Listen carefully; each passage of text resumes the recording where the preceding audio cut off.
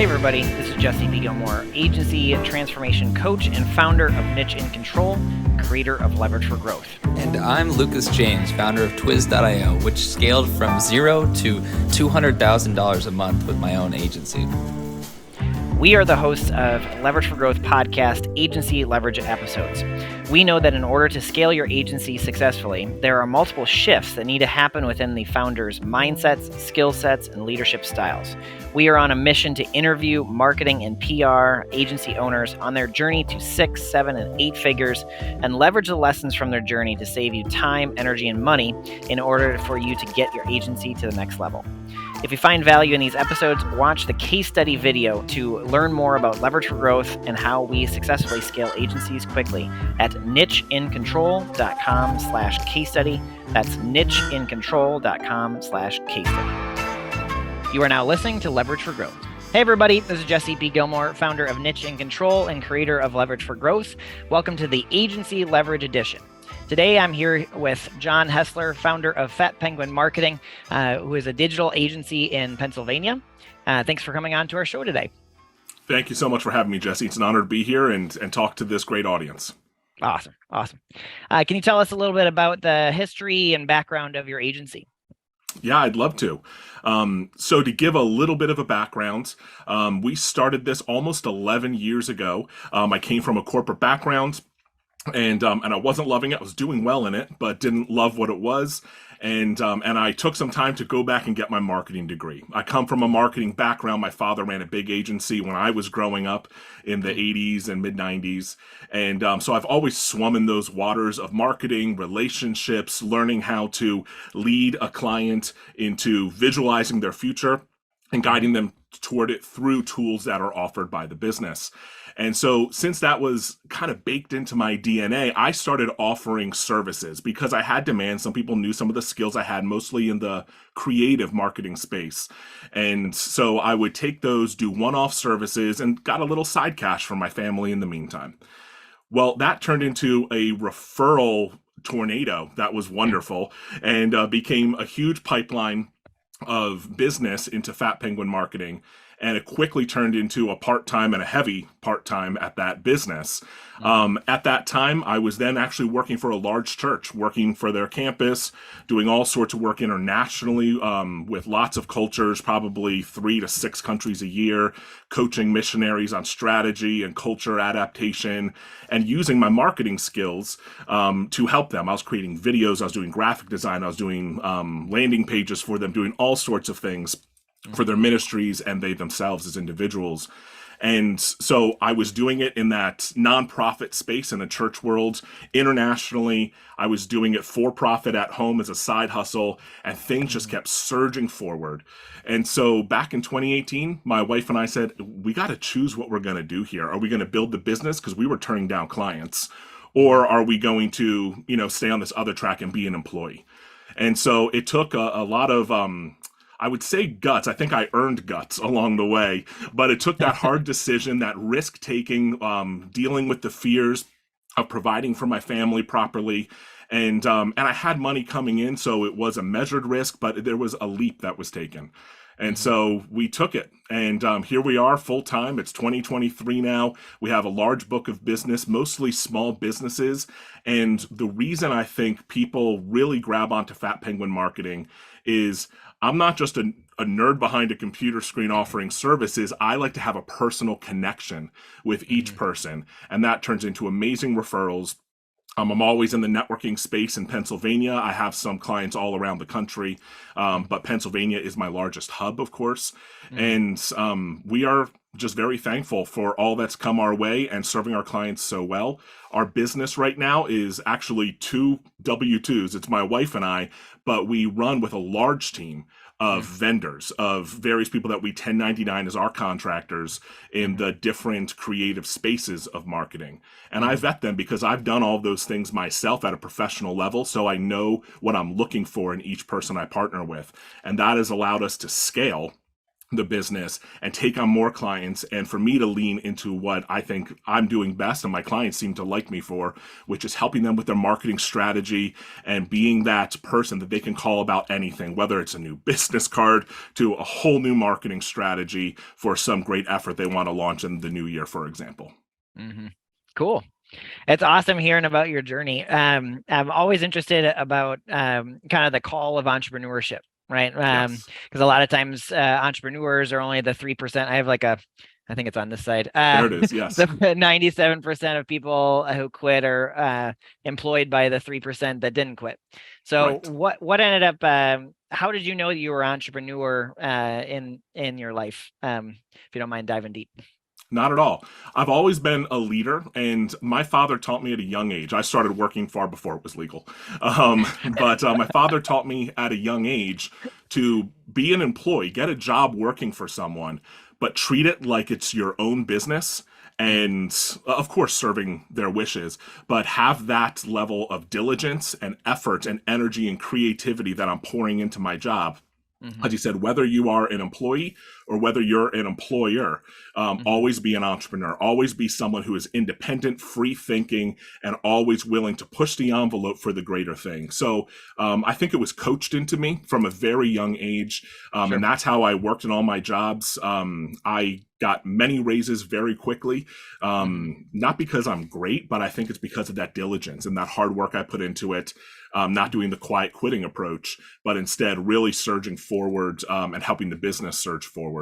And so, yeah, I don't believe I ever had a firm goal on becoming an entrepreneur so much as I always just knew I was inside, and I was attracted to others, and that enhanced that nature inside of me. And I never had a specific goal of, I want to own my own business, or I want 5 businesses, and I want to, no, instead, I always liked a direction. And I just plodded forward in that direction because I'm the kind of person that I think if I achieved a goal, I would get lazy, saying, wow, I achieved it, pat myself on the back and get lazy. But you can't get lazy if you're always walking in the same direction without a specific goal so much as a direction you know you're called to. Sure. Excellent. Yeah, I know talking with a lot of agencies, sometimes they have trouble delegating work to either contractors or other team members, and then they end up having to do it all over themselves. How do you keep kind of consistency when other people are doing the work so that your client doesn't get impacted, if you don't mind diving in? Not at all. On this, I won't speak as an expert so much as a man in progress. Sure. So that has certainly been a struggle of mine, and many other agency friends that I know have dealt with that kind of issue. So the hardest thing for me at first was trusting someone with my client, because I have such relationship that I like to foster with every lead, whether they become a client or not, that person is now a friend. They're a valued relationship in my life. And I don't want to have a brander do something and just treat them like a number in their pipeline. I don't want a web developer or designer, I should say, who's interfacing with their design to say, just template them and let them feel like they're just being thrown into a template when we pride ourselves on custom ground up work. And so that was really hard for me because I would meet people that I really liked. I saw their portfolio. I experienced them in the business world and knew I could trust them, but it was hard for me to give them that trust. So one of the things that has been the thing that pushes me into trusting people and just taking that leap is I have to. Because if I'm going to grow, I know I have to. Because I'm one man with a wife and 2 kids and a life to live. And even though I mostly do work 7 days a week at this point, there's only so many hours, and I cap the potential for this business opportunity that I'm in. So if I want to take that glass ceiling off, I need to trust others. One of the other fears is they're going to take my client. Like a web developer says, oh, you know what? Fat Penguin's going to charge XYZ, but I'm going to do it for 10% less. And sure, they might be able to based on their situation.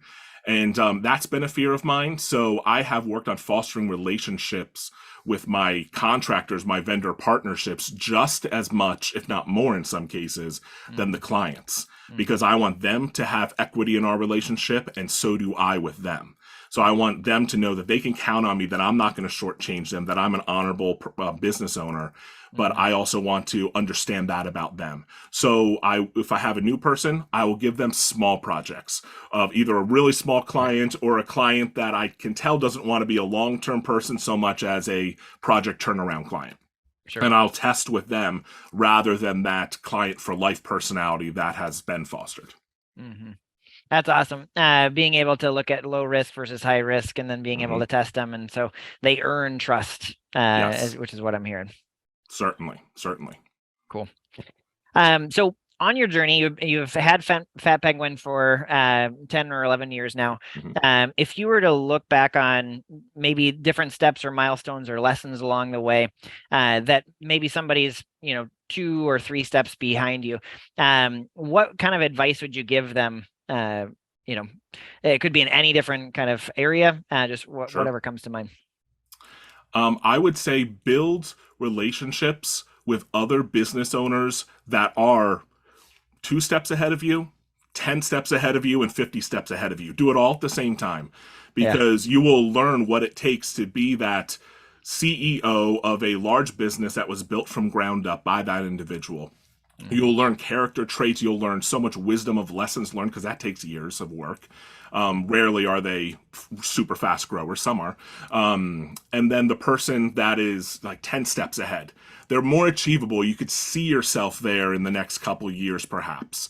And you learn similar lessons on a different scale with that person. And then the person that's just a step or 2 or 3 ahead is great, because I like to have those as peer relationships, because they lift me up instantly on my next step.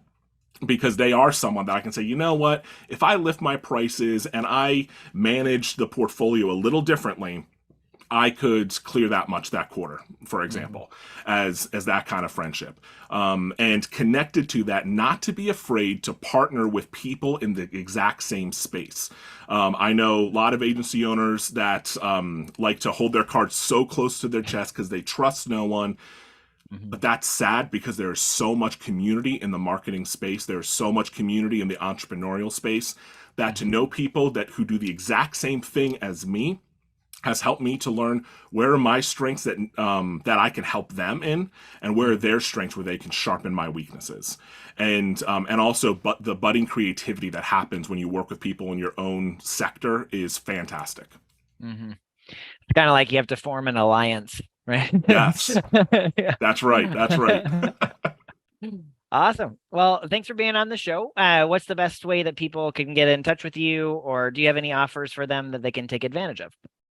Sure. So I can be found as John Hessler, John with an H spelled correctly, and Hessler, Hessler. You can find me on LinkedIn. My business is Fat Penguin Marketing, and also on LinkedIn, our website is fatpenguin.marketing or fatpenguinmarketing.com. All goes to the same place. And so connect with me, learn about what we do. I would love to do that. Anyone that's listening to this podcast, if you want to have a call, I always do my consultation calls for free at first with anyone. So I'd be happy to do that with you. And when we're having that consultation, let me know that you heard of me or Fat Penguin Marketing through this podcast, and I'll make sure to give $100 off if there's an advertising project or a web design development project. I will give that off for anyone that listens to this podcast. So thank you for having me on the podcast, Jesse. It's really great to chat with you and to be a part of this great thing you're doing. Absolutely. Well, thank you very much.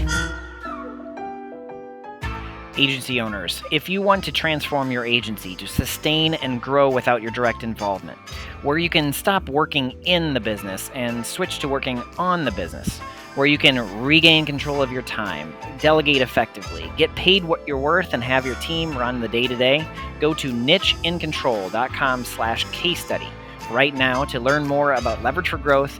You can book a free strategy session with us to look at your systems, understand what needs to be done in order for you to scale, and get a free strategic plan for the next year to live the life of entrepreneurship that you've always dreamed about. Go to nicheincontrol.com/case study. That is nicheincontrol.com/case study now.